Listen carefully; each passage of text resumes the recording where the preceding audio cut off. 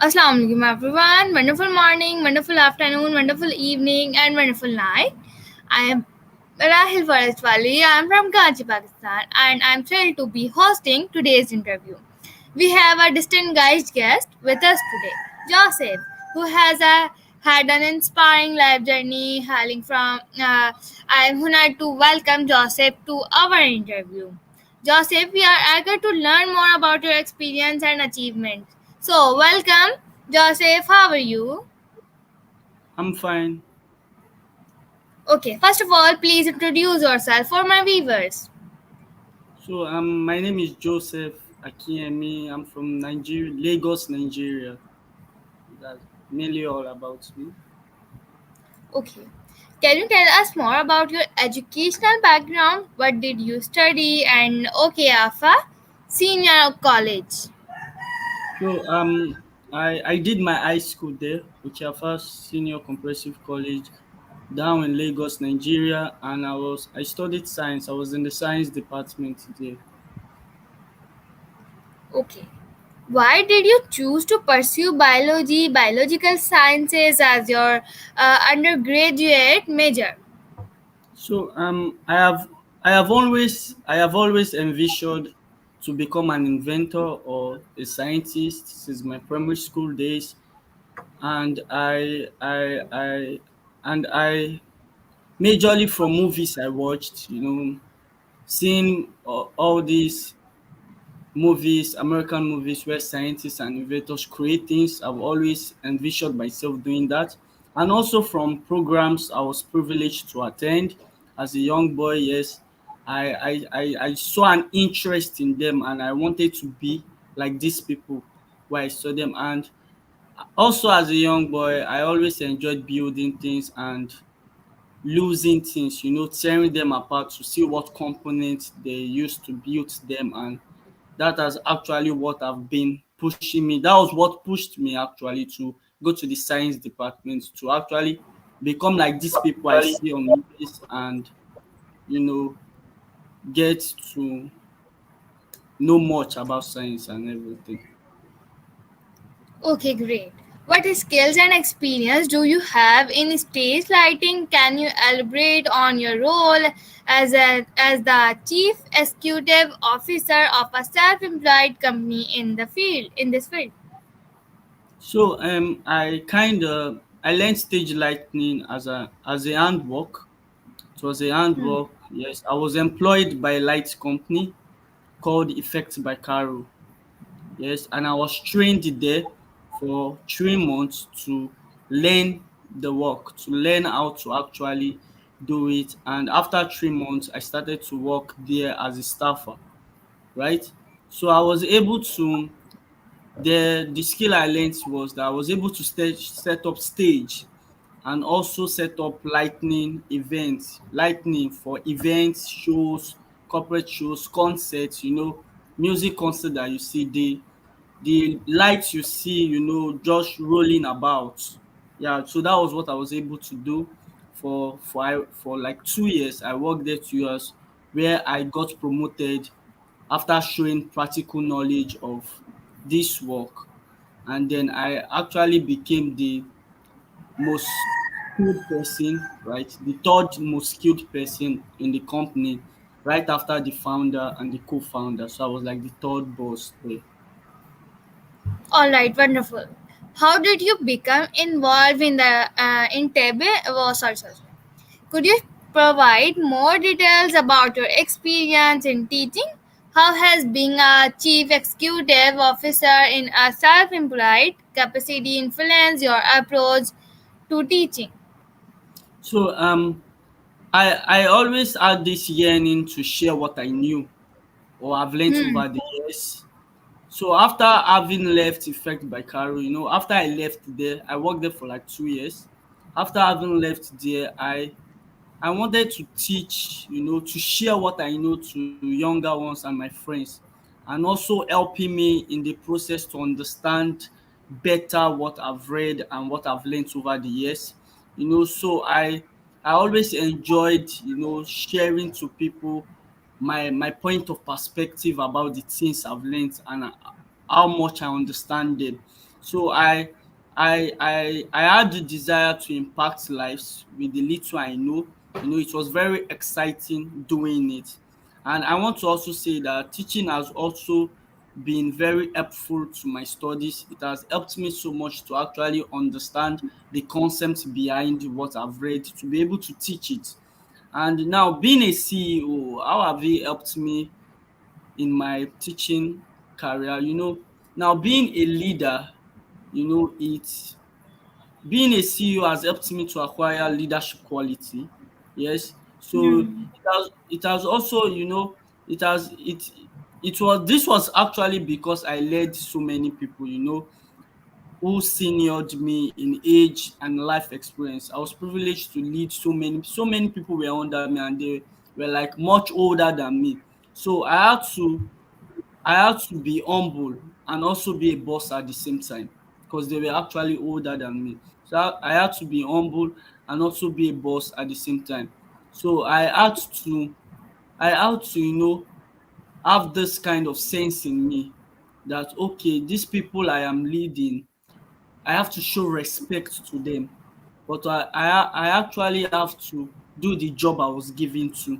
So this also helped me in my teaching industry to in my teaching career, to know the difference between being a leader and being a boss. A leader is one who understands. Like, I would like to state a leader as a artsy boss, a boss who has an art, who understand those elites, who wants to get to know them more. So this actually helped me in my teaching job, that I don't actually just shout at my students, but I want to get to know them more personally, their personal life, what are they doing, what are their dreams, what are their plan in life. So by doing this to them, I actually get more intimate with them, and this also helps me in class, that they want to listen to me, they want to hear me talk.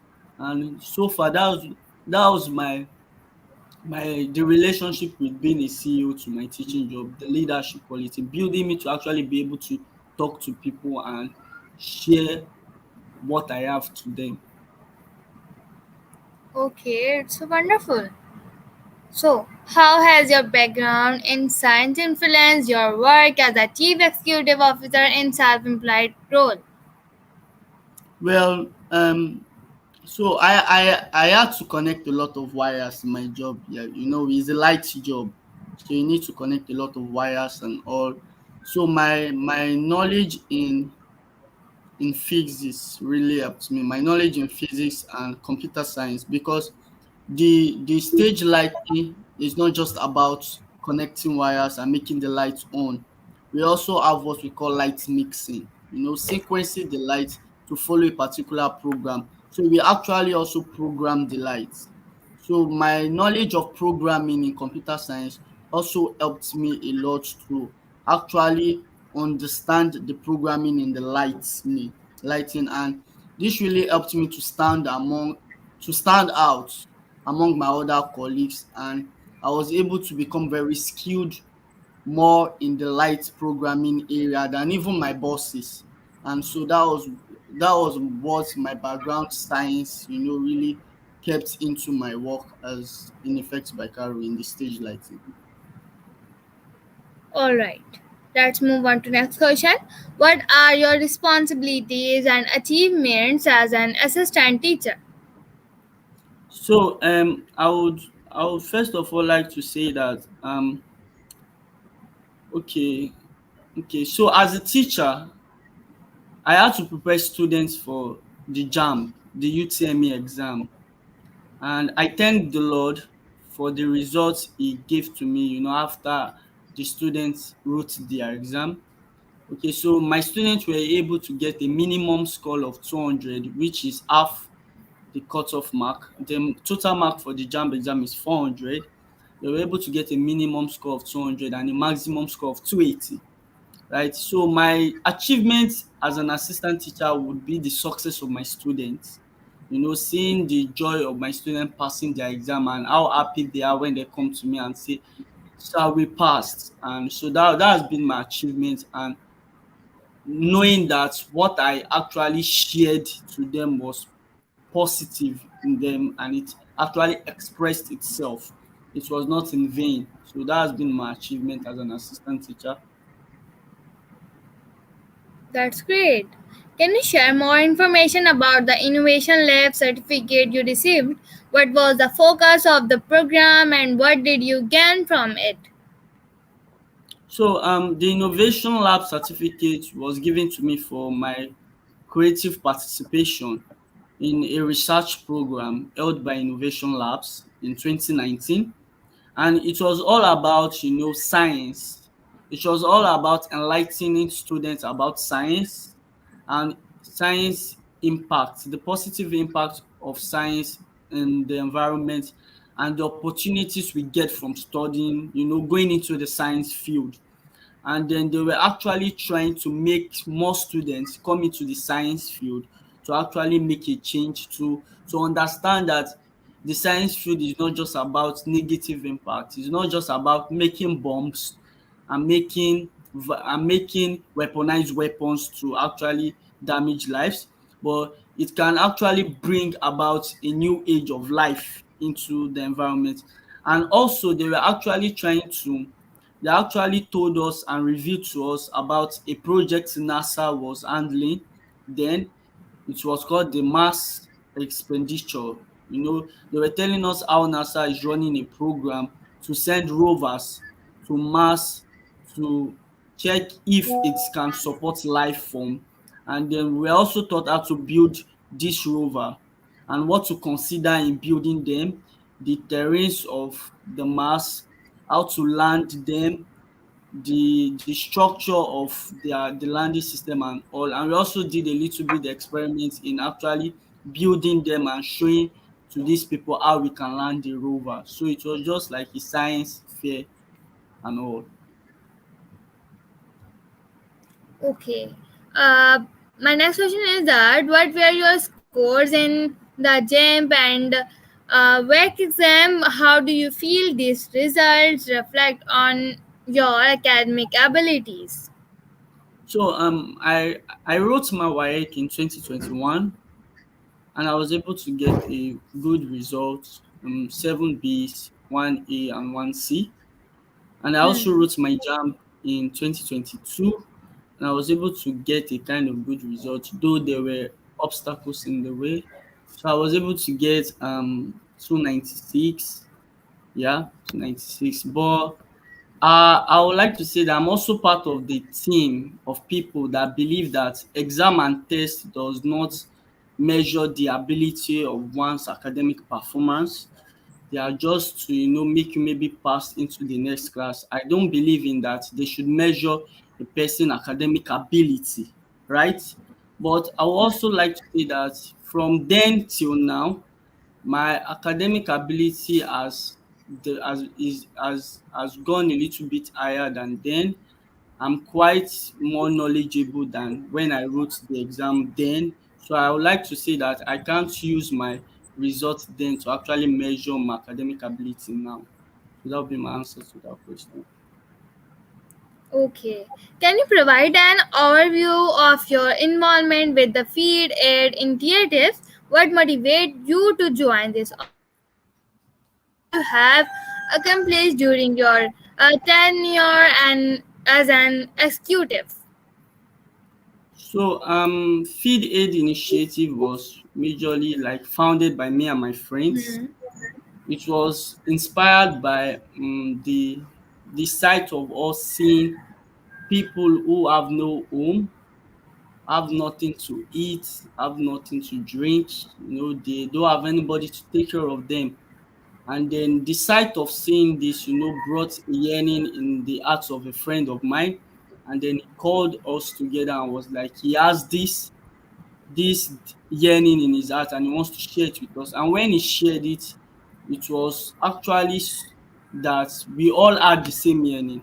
We all had the desire to bring about a change in helping the undeserved, in helping the underserved people, in helping those who are not privileged to be to have a roof over their head or have 3 square meals a day. So we came together and we established this program in August 2022. And then from then till now, we've gone to over more than 6 outreaches, going to different places in Nigeria. And we cook and we go there, and we also try to talk to them to actually be hopeful and to actually want to do something. They shouldn't just go around, just begging. They should actually want to find something doing. And it has been very good and very fulfilling, knowing that in the little way we're actually helping to cause a change in our environment. Okay, what was your role and the nature of your association with the Light and SFX company called Effect by Caro? So Effect by Caro was the company who taught me stage. I already went over that. I was employed by them, trained by them to actually be able to set up a stage and lights, a complete light setup for different concerts. I've been privileged to work for different shows, corporate shows, events, and stage lighting, right? But I'm no more there for now. I left so I could actually, focus more on my studies and other things I wanted to do as a person. Okay, great. What sparked your interest in biology and the sciences? Was there a particular event or experience that influenced your decision to pursue studies in the field? So I've always had a school of thought that the body and every living thing on earth is has a lot to it. There are yet mysteries to be unraveled. There are yet things to be discovered. So going into the science field, I felt like biology was my own specialization because I had this yearning to discover more about the human body and how it relates to the environment. So yeah, it was a particular event. Yes, I think so. And it was also what, I don't know, it just came as a knowing of art that yes, this is what I really want to go into. And also, being in high school, the subject I was most comfortable with in reading and also studying was biology. So that was why I actually settled on that aspect and saying that okay, I think this is where I'll focus on. All right. How do you maintain a work life balance and take care of your personal well being outside of your professional endeavors? So well, to be honest, it is not easy, but I Hmm. would I would like to say that okay, I tend to schedule myself. I give myself schedule. I schedule myself. I work with time. I don't joke with time. I plan all my activities. I manage all my activities and I make sure to use my time very well. I don't so from 8 to 12, I know I'm in school, I'm teaching. And when 12 is on the doors, I have to leave. Then I go to an academy where I'm training in learning programming languages like HTML, JavaScript, and I'm there from like 1 to 3 or 4, and I'm off again to do other activities. So I feel like one should schedule himself, give yourself timing, don't allow unnecessary activities to get in the way. If you are to rest, give yourself a time pace in resting and all. So just be time conscious. That's what I would say, and that's what has been helping me. I'm time conscious. I use my time very well. Okay. Are there any hobbies or recreational creativities and that you enjoy outside of your work? How do they contribute to your overall happiness and fulfillment? So there is this statement we usually say that all work and no play make Jack a dull boy. So I tend to, even after a day's work, I tend to have moments of rest, talk with my friends, share with them what I learned through the day. I tend to also have a state of quietness where I also talk to God, pray, just talk to him about the days and thank him how he has been keeping me through. And then if I want to do something for fun, right, I tend to play table tennis, right, just to play with my friends and have nice time together. And this has helped me to keep a state of, good mindedness, a state of not I'm not rushed by what I need to do. I just take everything at a time, one by one. Wonderful. So, can you share any significant life lessons or values that have shaped your character and outlook on life? So I would like to say that in one's life, I think we should have a time or a day where we'll first stop everything we do and sit down and think and ask yourself, what is my purpose? What is my legacy? What am I creating? What am I leaving behind? What am I doing that will cause an impactfulness in my younger ones coming? And so this has helped me a moment of pause. Everything I'm doing, there's just this pause.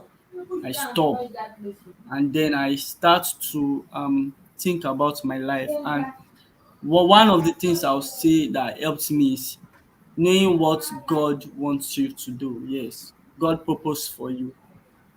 I think if you know what God actually wants you to do, He created everyone for a reason.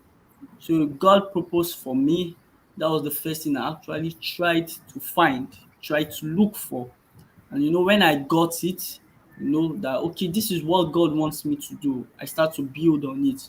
So it is when you know what God wants you to do, your legacy, and that is what will help you to actually guide yourself in life. And I would like to also say that your legacy shouldn't just be about obtaining degrees and money, but your legacy should be how many life did you affect, how many life did you impact, how many life can stand and signify that I am here today because God used Joseph, God used Manasseh. So I think so that has been the life statement and well. Okay, in your opinion, that are some of the biggest challenges facing young people today, and what step do you think can be taken to address them? So I would like to state three: comparison, low self-esteem, which also now leads to the third one, depression. Now talking about the first one, comparison, those who compare themselves with others, they just end up to become fools without knowing what they're doing. I feel that no one in life should compare themselves with another person, be it friend, be it family.